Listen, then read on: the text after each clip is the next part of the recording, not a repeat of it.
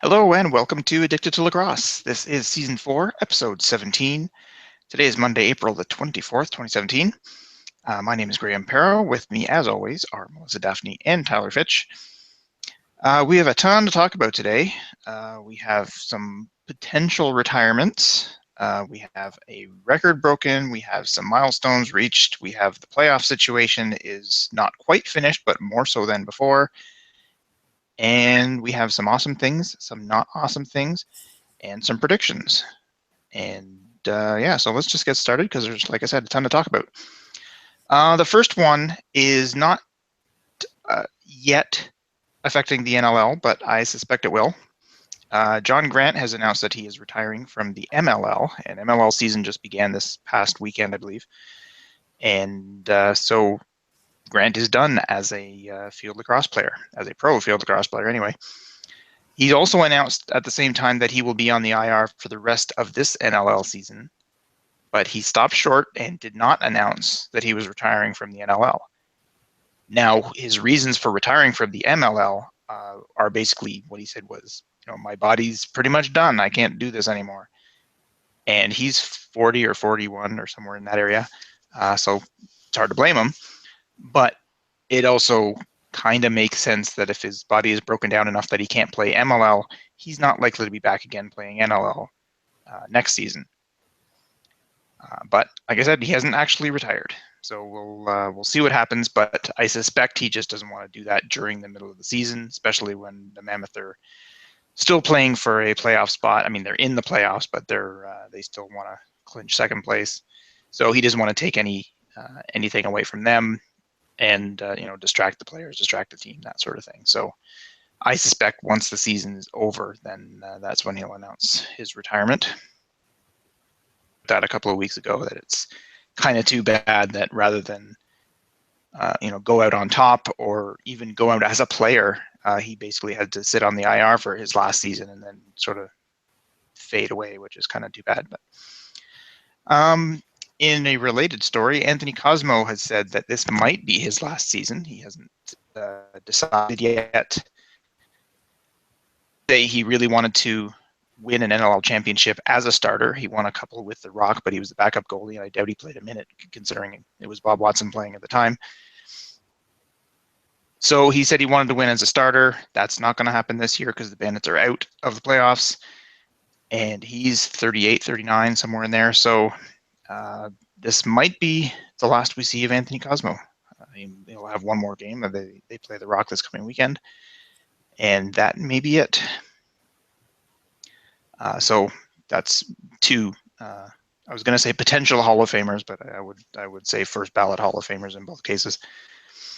One record broken this week, and that was Derek Keenan, who passed Darius Kilgore as the all-time leading coach in terms of wins with his 122nd victory. So good job for Derek Keenan. As somebody else pointed out on Twitter, it might have been Evan Schemenauer, I think.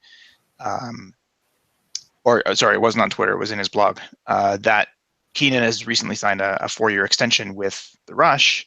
So he'll be their coach for the next 4 years, and it's not unlikely that he'll get, say, 10 wins a season for another 4 years. So passing that record is going to be pretty tough once Keenan does hang him up, which is obviously several years off at least.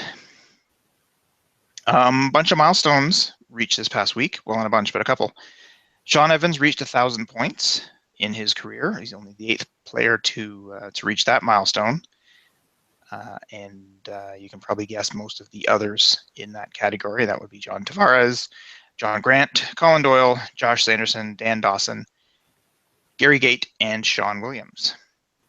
And I just heard yesterday, I think it was, that Sean Williams will be inducted into the Rochester Nighthawks Hall of Fame. I don't know if I knew the Nighthawks had a team-specific Hall of Fame, but that's coming up fairly soon, I think.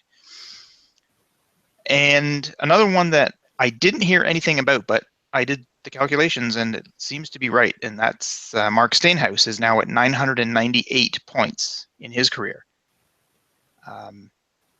Nobody mentioned this at all during the Bandits game this past weekend, And I don't know if that's just because nobody had done the math and figured it out. That seems unlikely. It could be that Stainhouse just said, yeah, that's a great milestone, but if we don't reach the playoffs, I don't care. So he was focused on that. He wanted everybody else to be focused on that. So maybe he just said, you know what? Don't mention it. If I hit it, great, but don't bring it up and don't make that the focus of the game. And so nobody mentioned it. Hey, I And want the other to one, pause the game when it's 18-9. Honor our player for a moment. Like, it's important, but in a game like that, it would not have been too helpful. right. Not only were they losing, they were getting completely smoked. So I'm sure the last thing he wanted was for everybody to focus on him for a second, for what, like you said, is an important milestone, but that's not what he was looking for at the time. And the other milestone was Chad Culp reaching 500 points in his career. And as I tweeted out, he's halfway to Sean Evans. So another, 12, 15 seasons for Chad Culp, and he'll get to that 1,000-point barrier as well. So good job. And we have the playoff situation. And that's not quite set. So there's only 6 games left. Still 2 playoff spots in the East to be decided, and all the playoff spots are chosen in the West, but we don't know what order they'll be in exactly. So in the West, we have the Rush, who have clinched first place, and we have the Mammoth and the Stealth, who have clinched playoff spots, currently in that order, but they don't play each other, do they? No, Colorado's playing Saskatchewan, and Vancouver's playing New England this coming weekend. But I believe Vancouver has the tiebreaker. Yeah, they were Vancouver wins 3-1. and the Mammoth lose.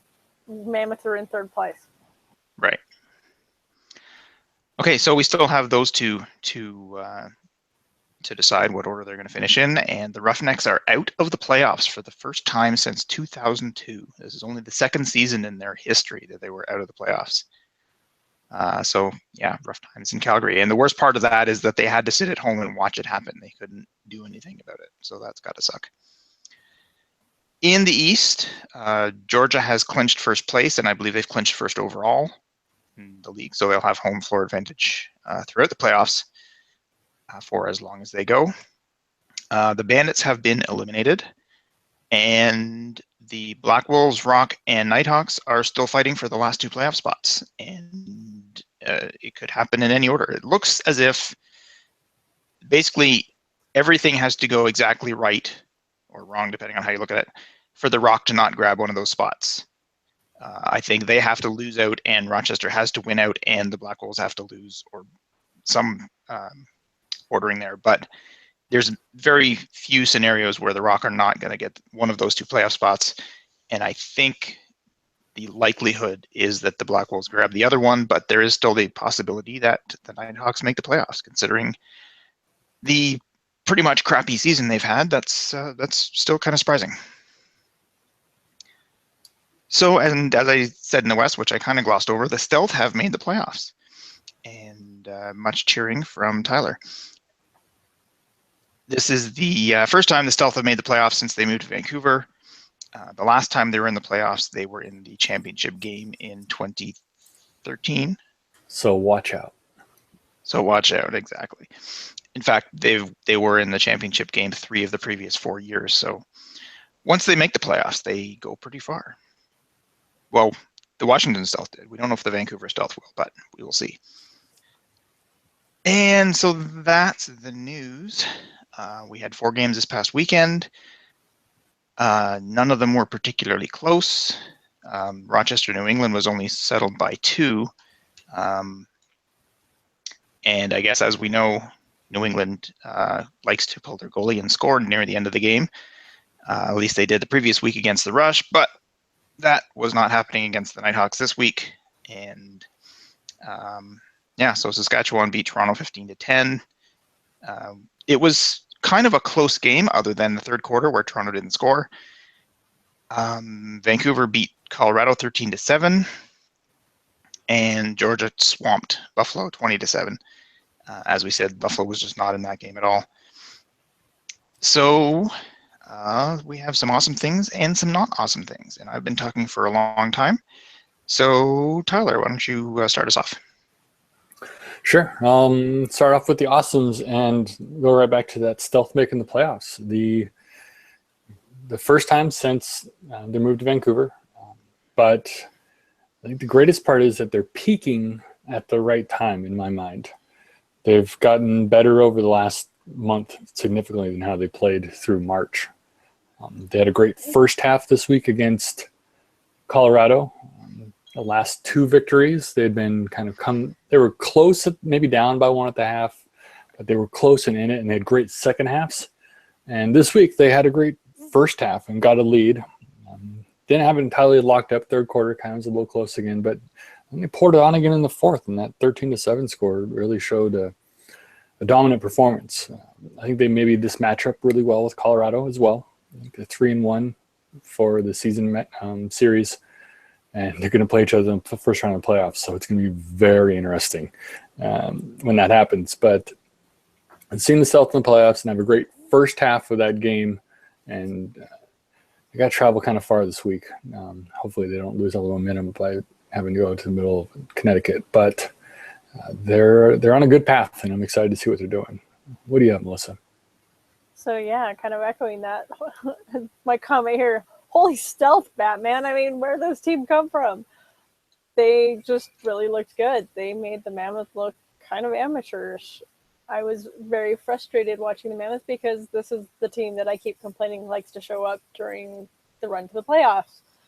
On both sides, basically. We talked about this last week, how the South just seemed to really peak at the right time, and they're a great playoff team for whatever reason, which is fascinating because it's not like the team is the same, the coaching staff isn't the same, but you look year over year over year, you have the same things with both of these teams. And yeah, the Mammoth just looked horrible. But the South were awesome. I mean, Corey Small and Logan Schuss both had 3 goals and 4 assists. And it seemed like everybody on the Stealth team pretty much scored a goal. So, hey, way to go, Stealth. Way to clinch that playoff berth. So, back to you, Graham. I think which order we were going in. Yeah, it's funny because I mentioned this. I don't know if I mentioned this last week on the show or just on Twitter or something, but I'm not particularly a Stealth fan. I don't hate the Stealth. I don't like they're just another team. I don't hate the Roughnecks, but if I'm going to pick one team to be in the playoffs this particular year, definitely Vancouver. And so the fact that they had a chance to make the playoffs, I was kind of excited about. The fact that they made them, I'm like, yay, Stealth, good job. And it's not because I'm a Stealth fan. I think it's because we've been talking for 4 years about how if the Stealth can put a really good season together, get into the playoffs, maybe get a home playoff game, that would be great. They can maybe start building up some of their fan base and start bumping up those attendance numbers. And so now they have a chance to do that, and they even have a chance to get that home playoff game if things go right and they grab second place. Yeah, so excited about the Stealth being in the playoffs. That wasn't actually one of my awesomes, but I'm going to make it one. So Tyler, you're next. Sure. I'm going to go one more time into the well of Stealth fun and greatness that they're having. Is the attendance looked good on Saturday. I don't remember the numbers, but they had called a blackout night, and they've won a couple games in a row at home, and then people were showing up. Again, I don't have the numbers, but it was the biggest crowd visually that I'd seen in Langley all year. So I'm very happy that the theory of, hey, if they win, people will show up seems to be occurring. But also the Mammoth have a lot of BC players, and they bring in a large contingent of fans when they're in town. So I don't know if that was what was more responsible, but it's a good-looking crowd in Langley, and hopefully they're building something finally after all these years. How about you, Melissa? I don't got a whole lot of awesomes this week. So basically my final awesome was the self-defense, and especially Ty Belonge, because he pretty much kept everything out of the net between them and the defense. So can't ask for much more. So that's kind of my last awesome. How about you, Graham? Yeah, I guess I do have one that's not stealth related, but we'll continue with that. And I was going to say Ty Belanger as well. Not only did he play a great game, he kept the Mammoth off the board entirely in the fourth quarter, if I'm not mistaken. But he also has a Ian Hawksby-esque mustache, and that was pretty darn impressive. So props to Ty Belanger for that. Tyler, you're next.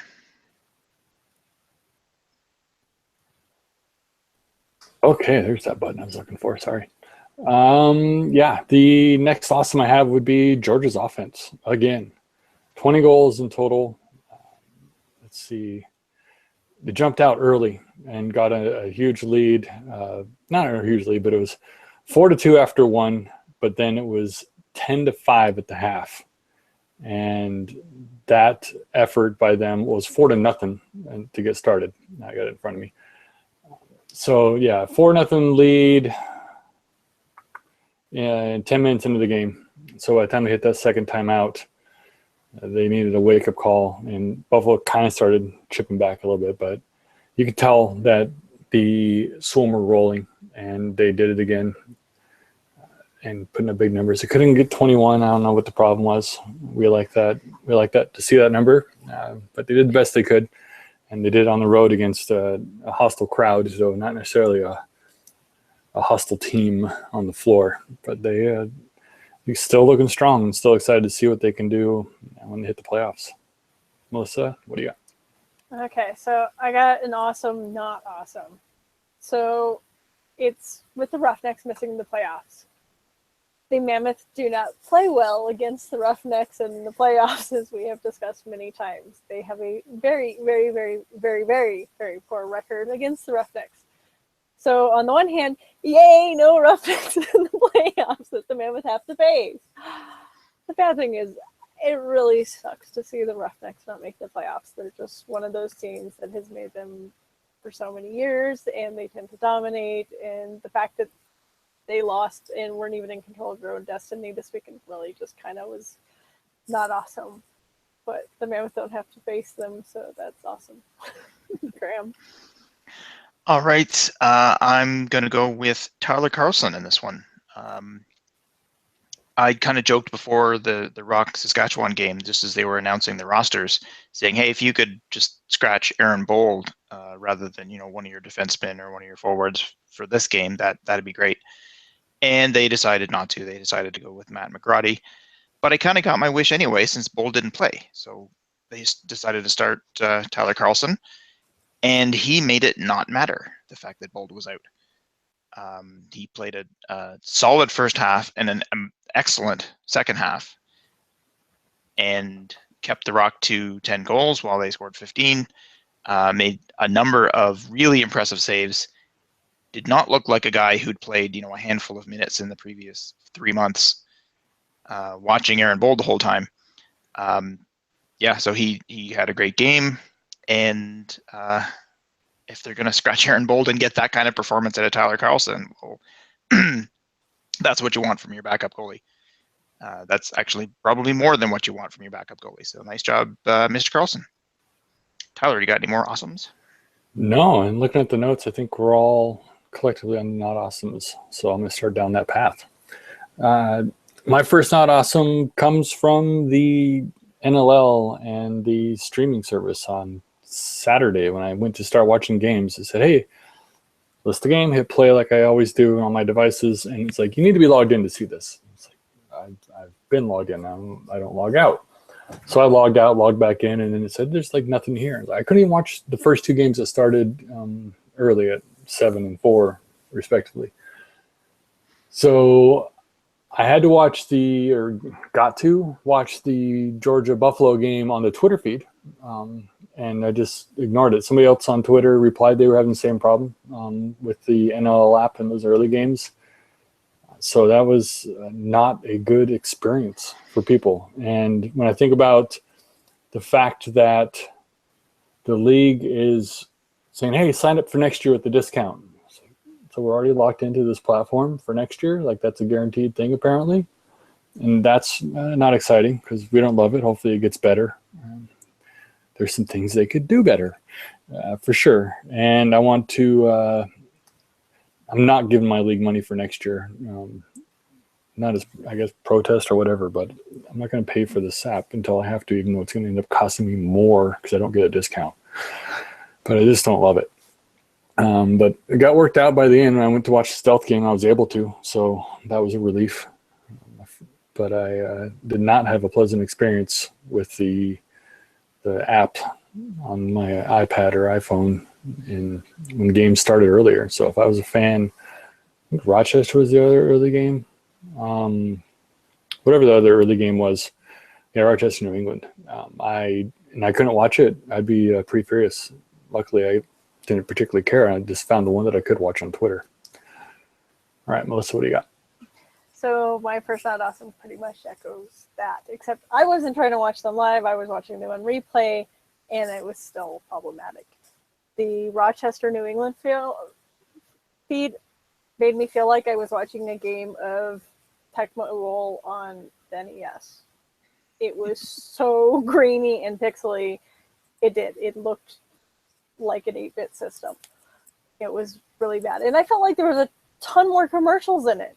It seemed like I was fast forwarding every minute because more commercials, another commercial break. It's like, wait a sec, I know I wasn't doing this with the other 3 or 4 games.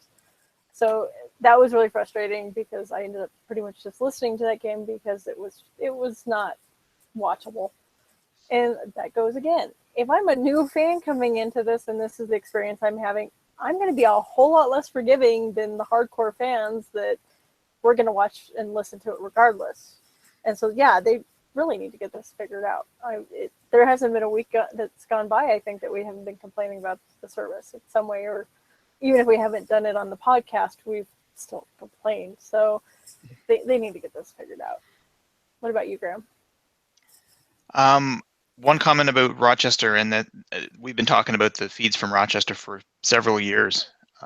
Just the fact that and it's not even an NLL related thing in that they don't have a high def system in the arena in Rochester. So there's only so much they can do about the actual video quality. The problem is they can't just sort of replace a bunch of cameras with a bunch of new cameras, because I think it's a whole setup that would need to be replaced. And I remember seeing an article about this probably last year, and they were talking like numerous $1 million to replace this thing. So it's not like the NLL can just throw a couple $1,000s at it saying replace these cameras and we're good.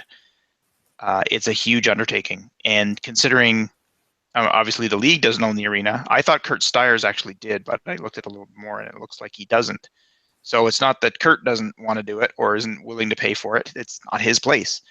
So they would have to talk to the owners of the arena and somehow get them to pay for it, or at least maybe the NLL should offer to pay for it, but they don't have that kind of money sitting around to upgrade the cameras in one of their 9 arenas. So, and they have, I mean, it's not like they have any power over the owner to say, hey, you better upgrade this or we're going to move. He may not care. So I don't know what they're going to do to fix that.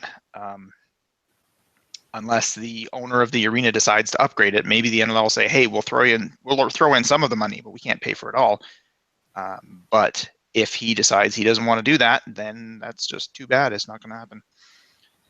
So that's kind of unfortunate. Like it's worse than just not having a high def feed, and I feel like this game was worse than some of them that we previously watched. I mean, yeah, they're always lower quality, but this one, I mean, it was ridiculous. I couldn't even hardly tell who any of the players were. I couldn't even tell which ones were offense and defense half the time because it was so pixelated. And it wasn't. Maybe they have a really old router too. But I know it wasn't just my feed, because every time it went to a commercial, the commercials were perfect. So I know it wasn't on my end. It was definitely the recording. So I don't even think that's fully the high def. That's certainly part of it, but there's more to it than just that. Maybe their whole network infrastructure needs upgrading as well. Yeah, there could be lots more to it. Like, yeah, it's more than just the actual camera quality. There's looks like there's network issues in there as well. Okay, my actual not awesome that I wanted to mention is from the Buffalo game. And this is the play-by-play guy, John Gertler. Early in the game, and I actually missed the first 3-4 minutes of the game, but I look back on it, and I think Buffalo took 3 different penalties in the first, 5 or 6 minutes or something. So, and I don't know whether these penalties were warranted or not, but that's not the point. The point is, what he said was, and this is almost a quote, it's not quite a quote, but it's close. I'm only going to say this once. The referees need to let the players decide the game. Let the players play. And I've heard this from lots of people before. But when the announcer comes on and makes such a point of this is what needs to happen, the refs need to let the players decide the game. And I thought at the time, yeah, until somebody hits Ryan Benesh, and then you'll be calling for the refs to throw the guy out of the game. And later on in the game, sure enough, it wasn't Benesh. Somebody hit Mark Steenhouse and knocked his helmet off. And I actually didn't see the hit. So I'm not saying there shouldn't have been a call there. Maybe there should have been. But the first thing he said was, oh my God, I can't believe there was no call there. Well, pick one. You can't whine about the refs need to let the players play and stay out of it, and then whine about refs aren't stepping in and making these calls. So, yeah, that kind of thing frustrates me when it's clearly the refs need to stay out of it unless somebody hits somebody on my team, in which case they need to step in. And it's just more homerism from the announcers, and that irritates me. So that was not awesome. Tyler, you're next. Sure. I'll stay in that arena and say it's not awesome that Dane Smith hurt himself earlier in the day. I just heard it right before the game started, or right in the first minute of the game. I don't remember if he said it was during the morning shoot around or warm-ups, but before the game started, Dane Smith hurt himself and couldn't play in the game. And I immediately wanted to change my pick to be Georgia instead of Buffalo, because everybody knows that Dane Smith is worth 14 goals a game, because that would have totally worked out. But it's just kind of another example of Buffalo having terrible luck this season. They had always had kind of major players out, not always, but really close to it. And you don't get to have a set group of people playing together and getting stronger together and learning to play together. Makes for a rough season, and that's what they've had. So I wish Dane Smith hadn't got hurt. What do you got, Melissa? So yeah, my next not awesome is pretty much the Mammoths. They just were frustrating. It's kind of just a little bit of everything. They went from being in the running for first place to now they're fighting for whether or not they're going to be in second or third, which frustrates me. They seemed to only have fire at the end of the fourth quarter when they wanted to start fistfights instead of trying to shoot and score. It frustrates me when a team that is on top starts fights, because then it's like they're bowling like a dominance play. And then you got the bad sportsman side of that where, well, we're not winning, so we're going to try and, do this instead. It's just frustrating. And yes, when you're there in the arena, it's exciting to watch the fights. I know that. But watching at home when you're frustrated with your team, it's just like, really? Where was this fire a little while ago? And I'm kind of frustrated with the coaching staff, because it seemed evident that something wasn't working, that Ward was having issues or something. Why wasn't Belanger, or not Belanger, Belanger's our old one. Why wasn't Bouquet put in? 2 or 3 years ago, actually. Okay, I actually would have I didn't minded Belanger. I liked Belanger. I thought he was a good goalie. So Bouquet, why didn't they put Bouquet in? I mean, even the announcers were asking, are we going to see a goalie change? And yet we didn't. And so it seemed like that just kind of added to the problem. So it was just pretty much the Mammoth this entire weekend just is my not awesome. So what about you, Graham? One more for me, and it's just, you said the Mammoth were just not awesome. I'm going to go with the Bandits were certainly not awesome. And there was a quote from Mark Steenhouse in a post-game interview, and I'll let him say it for me because he said it all. So this is a quote from Steenhouse. We're at home, playing for our lives, and playing on a night honoring someone who showed a tremendous amount of courage, that being Tucker Williams. I don't know if I've seen a worse loss. There are no excuses. It was awful. End quote. And it was.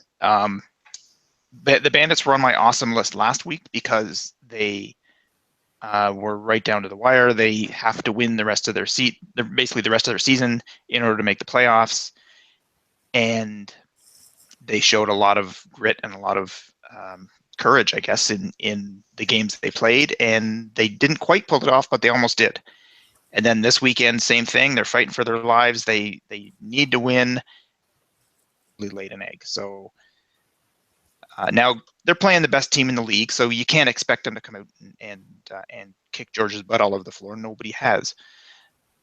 But the effort just wasn't there. And like you said, Tyler, they've been missing various people all season long. We both saw what the Rock and the Stealth went through last season with injuries all over the place, and neither the Rock nor the Stealth could put together a decent season because they were playing with a different team every night. And so that's what the Bandits kind of have been doing this year, and the same sort of result. They missed the playoffs. So, yeah, not a great game from the Bandits at all. Tyler. Sure. My last not awesome has got to be the feeling of the Roughnecks, players, fans, everybody, when they are eliminated for the first time in 14 years, but they're eliminated on a bye week. It's like they're not even together to commiserate. They didn't go play a game and then find out they lost because the other game. They just weren't. They had nothing going on, and to get knocked out of the playoffs in that fashion in this type of league, I think it's rough. And then they got to show up next week and play another game. That'll be quite the. I'm very interested to see the outcome of that game and the effort they put in the floor, knowing that their seat has been failed, or their fate has been sealed. How about that? That their fate has been sealed. But yeah, just to be on a bye week and have that be when you're eliminated from playoffs, that's rotten timing. What do you got, Melissa? All right, so I think it's not awesome that John Grant Jr. and Anthony Cosmo, two really top-end players, are potentially retiring on huge down notes. I shared an article from the Denver Post on our Facebook page, and in that post, it pretty much sounded like he is retiring completely from lacrosse. That he said he was retiring from lacrosse. So he may not have officially announced retirement from the Mammoth, but it sounded like John Grant Jr. basically said, yeah, he was retiring from both. So it really is hard to watch a player go out because of an injury. We lost Dan Carey to it. We lost Jay Jalbert to it. Both concussion issues. And so that's really scary. And you don't want to see a player go out that way. And with Anthony Cosmo, I mean, not even making the playoffs. It's one thing to retire because you didn't get to the cup, but to not even make the playoffs and playing on retiring, that's just don't like to hear that. It's like, when Bob Watson retired, having him go out on a bad note. You just don't want it with certain people. And Cosmo and John Grant Jr., while I have my issues with John Grant Jr., that is not the way I would have wanted him to go out. So, did you have, because I have one more awesome, not awesome. Did either of you have anything? I'm all done. I'm done as well.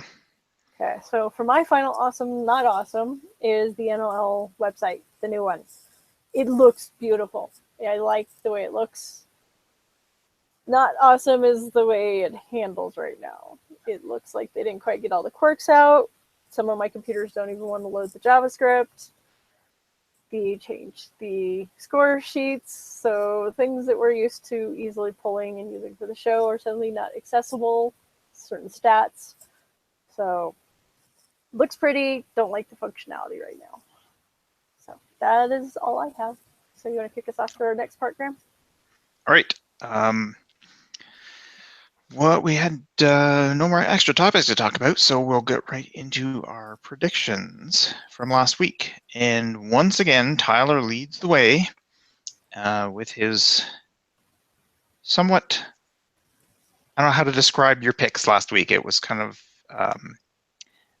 there was a couple of them where you said, I'm going to pick this team, don't know why. Moving on, and more often than not, you tend to get those ones right. It's really strange. 50% of the time, it works every time. There we go. You can't argue with stats, can you? So Tyler was 3-1 last week. bringing him to 45-25 on the season, 20 games above 500. Melissa was 2-2. She is 40-35, so 5 games above 500. And then there's me. I also went 2-2 last week, but I am 33-42, which would be, if you want to do the math, 9 games below 500. Which means I can't hit 500 this year because there's only 6 games left. Maybe if we count all the playoff games and I do well in there, we'll add them all up together and going for 500. Woohoo! So Melissa and I both got Georgia and the Toronto-Saskatchewan game, and that was it for us. Tyler missed the Georgia-Buffalo game, thinking that Buffalo might take that one, but you did get Rochester over New England and Vancouver over Colorado, as well as the Rush. So the last 6 games of the season are up this weekend, and Tyler, what do you think? Okay, pressure's on. Let's see here. First one is Georgia at Rochester. They're doing a home-and-home series. I feel like there's a chance of a split here, so I'm going to go ahead and pick a split and have the home teams take those down. So Rochester wins the home game, and I have Georgia later on winning their home game. But odds are Georgia wins both games. But I'm putting Rochester down on paper that they're going to get one of those wins, specifically the one at their own place. Saskatchewan at Colorado. This is good for the Stealth that the Mammoth are kind of playing the best team in the West, and the Stealth need the Mammoth to lose. And again, the Rush are the best team in the West, so I'm picking them to win. Vancouver at New England. But the other side of that coin as I'm talking about this, I mean specific to the playoff seedings in the West, is that the Stealth have to win, but they have to travel all the way to the middle of nowhere, Connecticut, and play the New England team. And I actually not going to pick the Stealth to win that game just because the travel. The Stealth are peaking. They have a good chance of this game. It's probably my hardest pick of the week.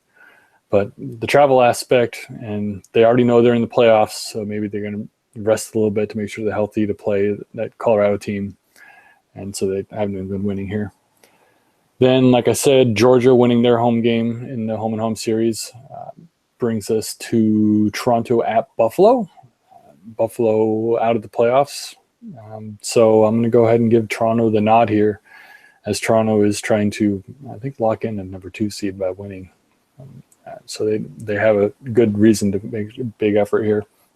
And finally, last game of the regular season, the Rush at Calgary. Rush have to travel from Colorado. 2 road games in a weekend is tough, but Calgary's out, and they can't spoil anything for the Rush. So my oh my, I have no clue what the motivation speech or what the enthusiasm could come from for Calgary. Someone picked the Rush to win that for their second win of the weekend and be peaking really strong as they head into the playoffs. Melissa, what do you got? All right, so my picks are pretty close to Tyler's. I think we're only disagreeing on one game, so there's a chance I'm either going to go one game farther back with him or one game ahead. So for the Georgia-Rochester, I'm going to go with Georgia. They're still playing dominant. Rochester, you never know which team is going to show up. So Georgia, Rush, and Colorado, yeah, I'm going to pick the Rush against my team all day long. When the game was on the line, when there's something really important they're fighting for, the Mammoths just really seem to not show up. And they're playing a tough team. Yeah, there's just no reason for me to pick the Mammoths right now. Vancouver, New England, I will pick New England. Again, definitely with the travel. And I could see Vancouver resting a few of their key players as well, not making that trip. Rochester at Georgia, I'm going to pick Georgia again.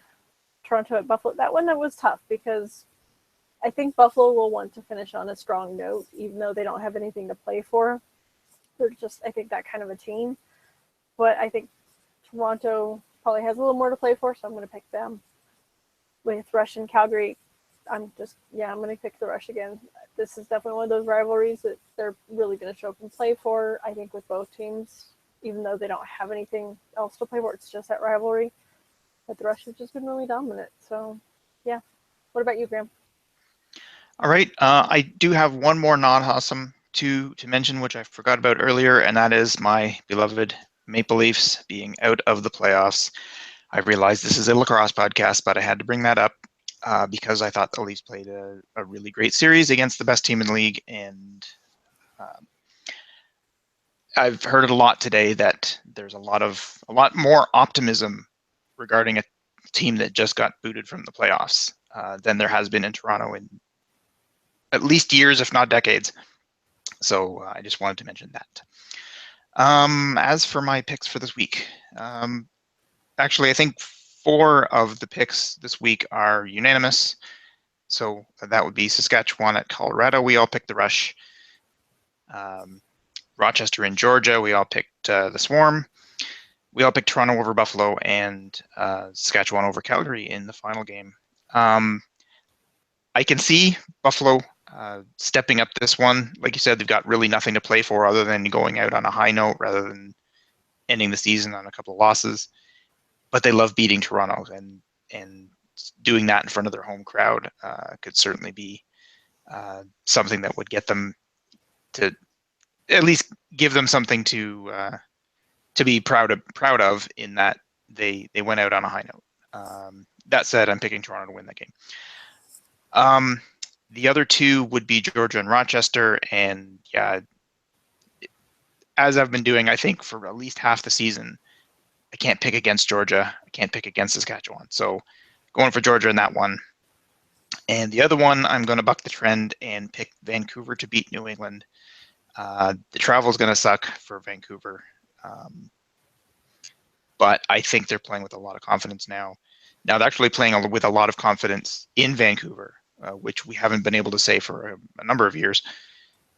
And obviously this isn't in Vancouver, but I think the fact that they've made the playoffs, the fact that they're challenging Colorado for second place has given them a lot of confidence. I think they'll go into New England and continue that. But as you said, Tyler, that was a tough game to pick because New England is playing to get into the playoffs, so they're certainly going to be putting forth their best effort. But I'm going to go with Vancouver. And that will do it for another show, unless you guys have other topics that I have forgotten about. I'm good to go. Yeah, I think we pretty much hit on any of the news that we still might have wanted to talk about. So yeah, I think I'm good too. All right. So we're down to 1 week left and 1 episode left until we get into the playoffs, and we'll of course continue through the playoffs. But yeah, look forward to the final games of the regular season this coming weekend. So this has been another episode of Addicted to Lacrosse. For Tyler and Melissa, I'm Graham. Thanks for listening, and we'll see you next week.